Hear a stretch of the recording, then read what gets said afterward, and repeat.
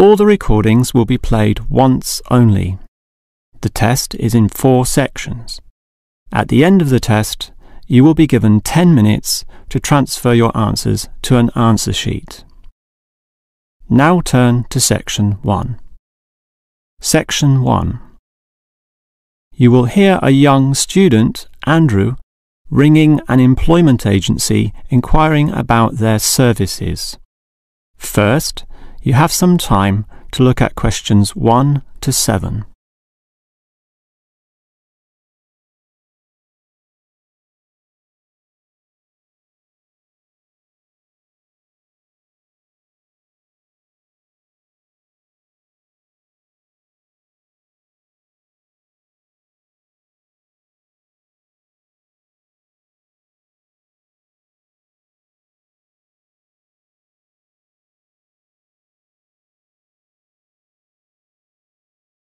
You will see that there is an example that has been done for you.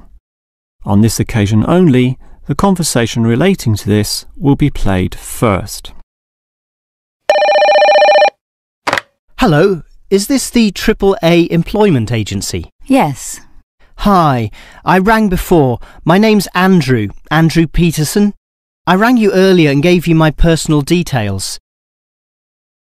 The student's name is Andrew Peterson, so Peterson has been written in the space. Now we shall begin. You should answer the questions as you listen, because you will not hear the recording a second time. Now listen carefully and answer questions 1 to 7. Hello, is this the AAA employment agency? Yes. Hi, I rang before. My name's Andrew Peterson. I rang you earlier and gave you my personal details. If you remember, I'm that student looking for work during the summer holidays. Oh, sure. Actually, I have your file right here. But we still need to add some further information. Yeah, that's what they told me, and that's why I'm ringing. What do you need to know? Well, we have to know your main level of education. It's a degree, I suppose. Yes, but I'm still doing it in engineering. It's quite interesting. Some of my friends are studying computing, though, so I'm interested in that also. Well, I'll just write in your main degree subject, engineering. We usually have a demand in computing, though. Have you worked with computers before? No, I just do some programming for fun at the university, but I almost got a job as a computer designer once. Actually, the only job I've ever had was as a car salesman, believe it or not. Well, at least you've had experience dealing with customers. What about hobbies, though? Sometimes they can help develop useful skills. In my free time I don't do much, mostly study. I play chess occasionally at the university chess club. That's right next to the tennis courts, but I'm not interested in that. Chess helps develop analytical skills, so I'll put that down. Of course, it's your main skills that employers want to know about. What would you say they are? Well, I'm in my 3rd year now, studying electrical machines and generating systems, but I'd say electronics is my best skill, much better than, say, my machine skills, which aren't so good actually. OK, machine skills are in demand, but so too are electronic ones, so we might be able to find you a part-time job in that field. But what sort of money do you expect to get? Oh, anything really. I'd want the standard payment, let's say. What's normal? 1,000 a month? 1,500? I'll just put $1,200, OK? That's fine by me. When can you start? Say, within 2 days? Easily. Actually, less. In fact, just give me a ring and I'll be able to start immediately. Although I admit it'll take me a few days to get used to getting up early in the morning. OK, that's just about it. Unless you'd like to add anything else which may help with your application? Not really. I ride a motorbike, but that's unimportant. I'm friendly, but every applicant claims that, right? I can speak another language. Ah, that might be useful, depending on the language. Is it Chinese? A Chinese speaker would go down well. Spanish, I'm afraid. You see, I grew up with some friends who came from South America. OK, I'll write that down, but I don't think it will help that much, sorry to say. Before you hear the rest of the conversation, you have some time to look at questions 8 to 10.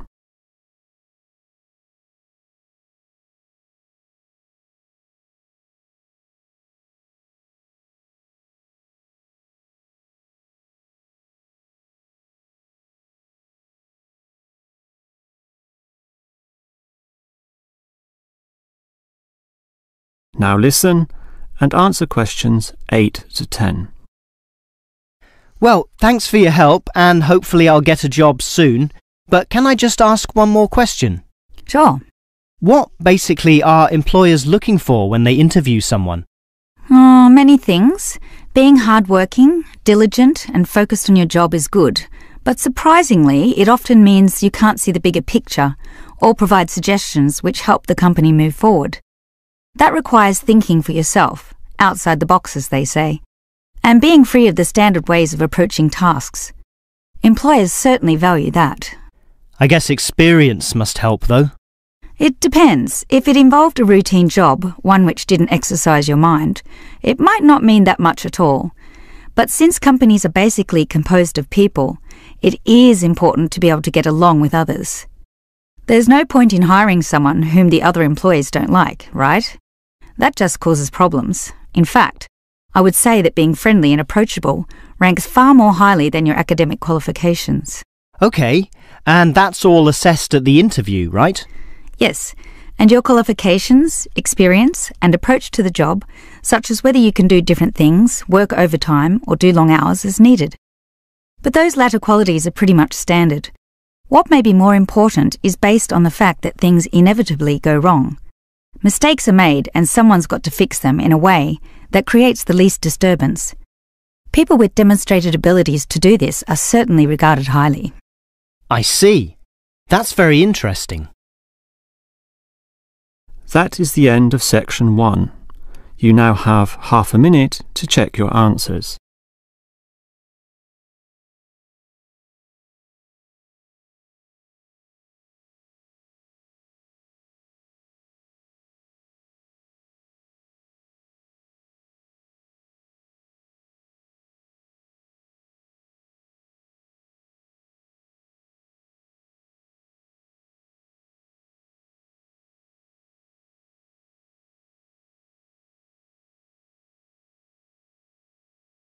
Now turn to section 2. Section 2. You will hear the manager of the fitness centre giving information about the centre to some new customers. First, you have some time to look at questions 11 to 15.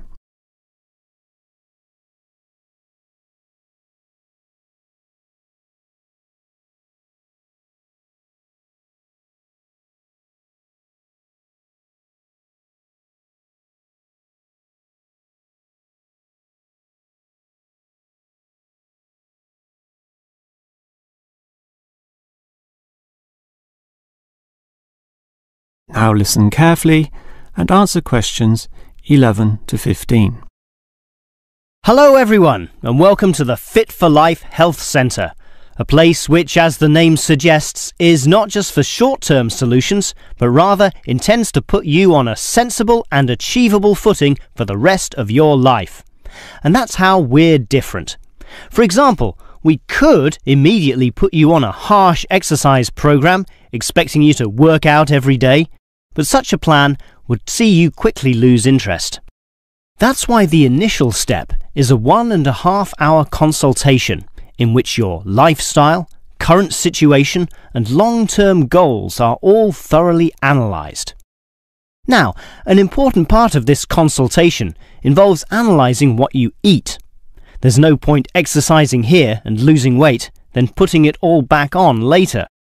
You will need to show self-control and discipline in your diet, and we'll work on that. Similarly, we'll put you on an exercise regime suitable for your level of fitness. So that will involve a test where we will take you through some activities, then measure your heart rate and blood pressure to determine how fit you are. This will be monitored during every subsequent consultation, along with your exercise schedule, and that occurs monthly and not half-yearly, as with many other centres. As to our actual exercise machines and programs, you will have to decide whether it is muscle mass, stamina, or general fitness that you want to develop. Think about which of these three you want to target, and we'll design a specific program for you. But remember, bulging muscles aren't necessarily suitable for everyone. Sometimes it's better to think in terms of two simple concepts: muscle definition and stamina, or, if you are female, being fit and healthy, in both mind and body. Before you hear the rest of the talk, you have some time to look at questions 16 to 20.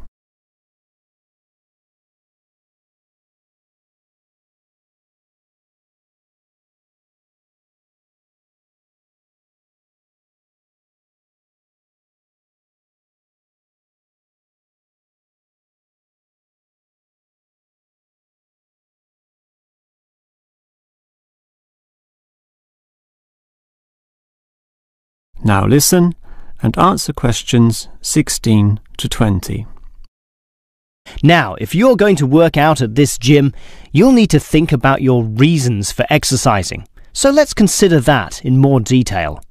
Muscle mass is certainly popular with the guys, probably seeking to impress the girls. And with muscles comes the confidence to do that, right? Well, for that, you'll need our high-stress weight units, where pumping iron is all the rage. Moving on to other benefits, one of the main ones is beating the tension of life, right? And the longer the exercise is, the greater the rewards in this respect. Thus, playing squash can certainly help, and so can swimming.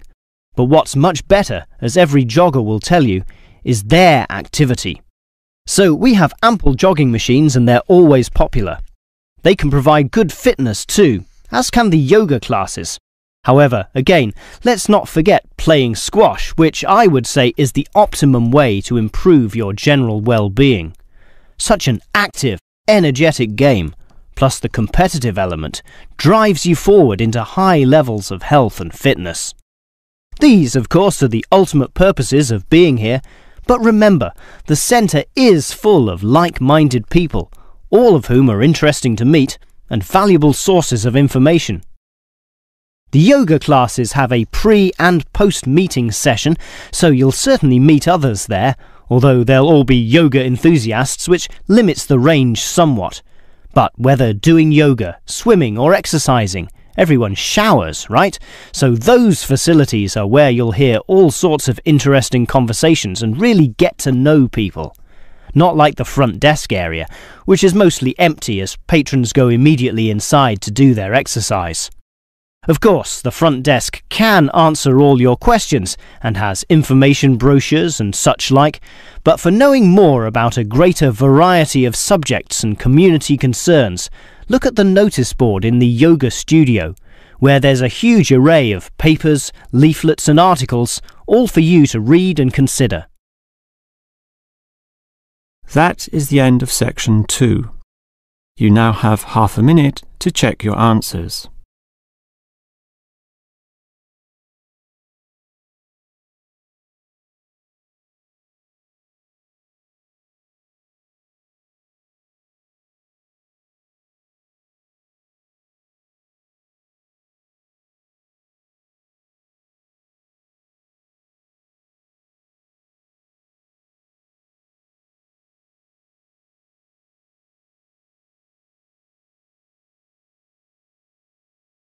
Now turn to section 3.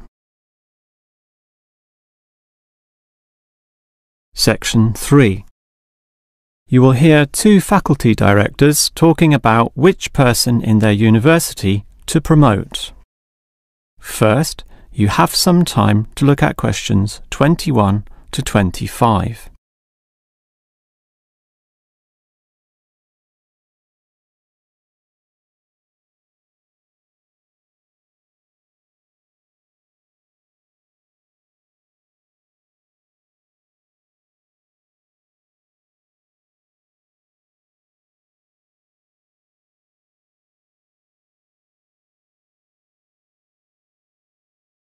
Now listen carefully and answer questions 21 to 25. OK, we've got to decide who to promote to leading education officer. Someone from the arts faculty, I suppose. Well, it can be from any faculty, since the position requires more general skills. Handling personnel, settling disputes and motivating them to focus on the task. It was the last position which involved computer knowledge, not this one. Surely computer knowledge would help. So too would knowledge in the arts. Sure, it would help, but the key criterion is being able to direct the staff appropriately. So it doesn't matter then from which faculty we select our candidates? Not really, but I've already looked at those from computing and rejected them all. Why? They're all too new, lacking in sufficient experience, whereas these ones from the business faculty are long-timers, so we'll take someone from there. I suppose you're right. The arts faculty doesn't present much in the way of suitable candidates either. But we'll still have to train the person, teach the ropes, as they say, and he or she will have to expect to do overtime as needed. Of course, it can get so busy that if we were open on the weekend, they'd have to work then as well. Just as well we're a Monday to Friday university, right? Right. But are you sure these people will actually want the job? The salary isn't such an improvement on their current ones. I know, but there are benefits. You get overtime rates, a nice place to put your car, as well as additional petrol money if you drive for company purposes, which they'll probably be required to do. But those benefits are quite limited, especially given all the work and responsibility involved. People often don't like that. They prefer the creative freedom of less senior teaching positions. Yeah, I know. But these candidates should realise that if they do this job well, there'll be more promotions down the line. You know how everyone likes having their own office, right? Sure. Well, that would come after a few years, if they're prepared to work hard and grow with the university. Yes, that should attract these people. Before you hear the rest of the conversation, you have some time to look at questions 26 to 30.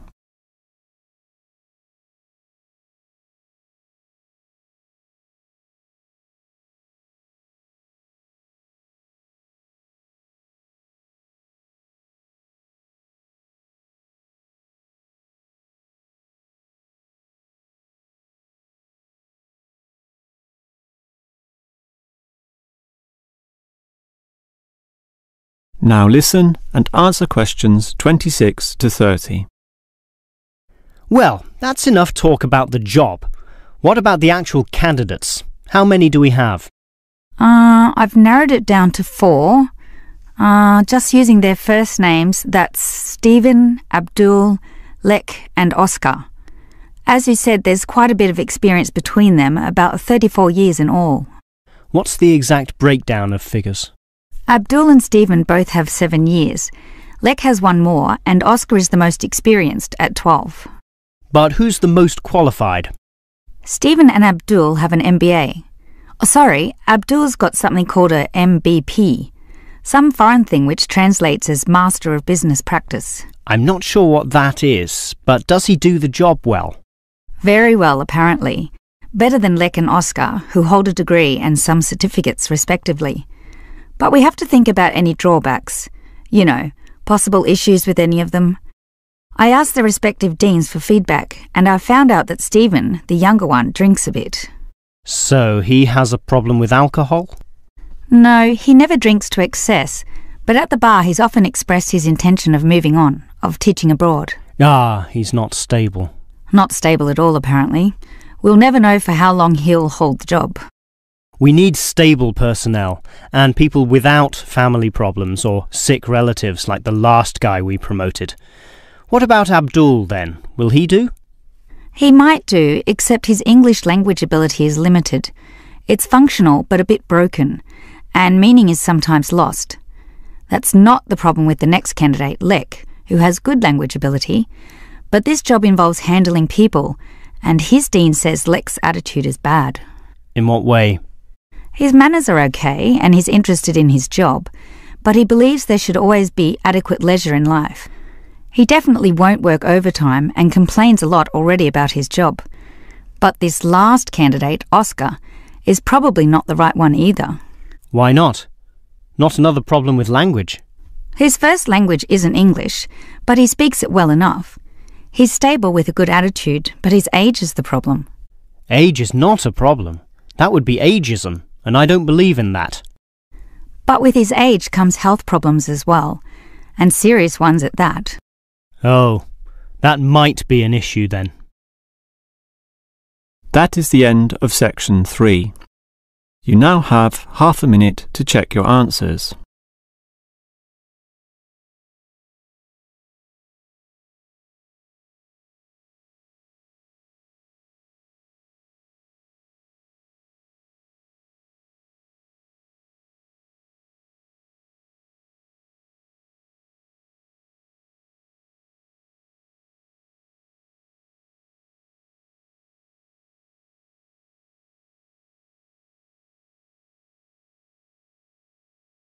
Now turn to section 4.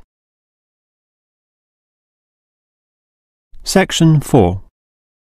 You will hear a lecturer talking about caves. First, you have some time to look at questions 31 to 33.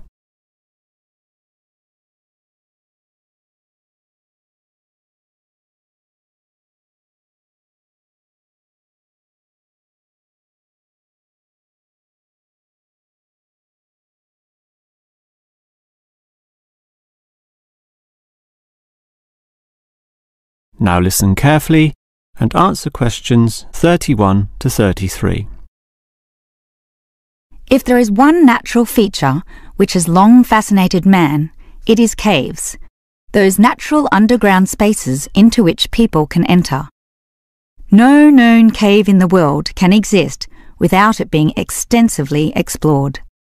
Whether it be in remote areas, such as the Clearwater Cave in Borneo, or immensely long and difficult, such as Mammoth Cave in America. Or perhaps the most challenging, those caves below the water table, full with water, in which case the exploration is known as cave diving. Whatever the case, if the caves are known, as complex and difficult as they usually are, they will be explored. The formal name for the study of caves is speleology, and involves many disciplines such as chemistry, geology, biology, and cartography, or the science of making accurate maps, since the largest caves can be hundreds of kilometres long and highly complicated. If the exploration is just for fun, the activity is known as caving. But with the difficulties and dangers involved, the average caver is often involved with one of these speleological sciences. As for the number of caves in the world, research suggests that only a fraction have been found and documented, mostly in the areas in which caving has long been a popular activity, such as in America, France, or Australia. China, for example, has huge areas of limestone bedrock, prime material for cave formation, and logically must contain among the largest number of caves in the world. Yet only few are documented due to the lack of interest in caving there. Thus, as exploration continues, new caves will be discovered, and it is likely that the numbers could radically change in the future. Before you hear the rest of the lecture, you have some time to look at questions 34 to 40.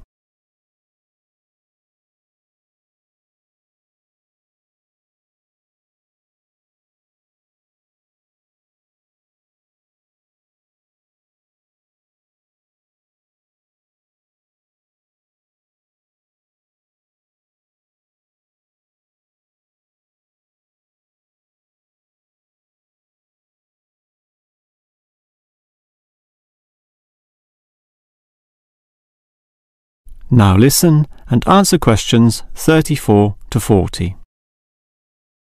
With caves being such mysterious and intriguing places, the obvious question concerns how they form. The most common cause is the effect of slightly acidic water in a process called dissolution. Here, water seeps into the ground and down through rock masses. If this rock is soluble, the water dissolves some of it, and over time, the passage expands to become a cave or cave system. The largest and most common of these involves limestone, although other materials are possible, including gypsum, marble, and even salt. Now, if the cave is formed at the same time as the rock, it is called a primary cave, and the most common of these are lava tubes. When lava from volcanoes flows downhill, the topmost surface cools and solidifies first, leaving the hotter lava to continue to flow beneath. If most of this eventually flows out, a hollow tube is left. The country, Iceland, has some excellent caves of this type, and even far-flung Australia has a few. Finally, there are sea caves, formed from waves pounding into coastal cliffs and eroding into fault lines or softer rock. These caves are usually the shortest, about 50 metres at most, since the erosive action of the waves can only reach a certain distance. However, it is limestone caves which will always be the most interesting. This is due to the presence of limestone formations. As the groundwater seeps downward through the ceiling of the caves, it encounters a different pressure and temperature, causing it to deposit a small amount of its dissolved calcium carbonate. Over time, through the action of millions of drops, this deposition process results in ever-growing masses known as stalactites, if hanging from the ceiling, or stalagmites, if growing from the floor. Alternatively, the water may flow over a large surface of rock, forming flowstone, and with other sorts of processes, can result in beautiful milky white formations of astonishing complexity. One of the best examples of this, as well as of what surprising discoveries may yet await, is the Lechuguilla Cave in New Mexico. In the 1950s, some cavers heard the sound of wind underneath some large boulders on the cave floor, a clear sign of a deeper passageway. It took until 1984 for a group of cavers to gain permission to start digging, and 2 years later, in 1986, they broke through into a walkable passageway, unlocking one of the longest cave systems in the world, the deepest in America, and some of the most beautiful formations ever found. Unusually, many of these were yellow with sulfur, suggesting that the caves were a result of hydrogen sulfide from nearby oil deposits. This was forced through fracture lines, combining with existing groundwater to form sulfuric acid, dissolving the limestone from the bottom up instead of the normal top-down seepage which characterizes most limestone cave formations. That is the end of section 4. You now have half a minute to check your answers.